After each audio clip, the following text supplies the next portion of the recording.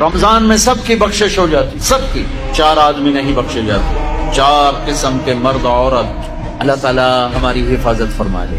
کسی بھائی میں یہ عیب ہے، ابھی سن کے توبہ کر لینا، مستقل شراب پینے والا، رمضان میں بخشش۔ ماں باپ کا نافرمان، ماں باپ کے نافرمان کے لیے تو میرے نبی نے کہا کہ اللہ ہر گناہ کی سزا موت کے بعد دے گا۔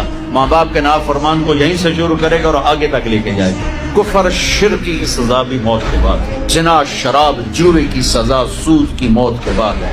ایک گناہ ماں باپ کی دل آزاری، دل دکھانا، اللہ یہاں سے یہ سزا شروع کرتا ہے اور آخر تک پہ چلاتا ہے۔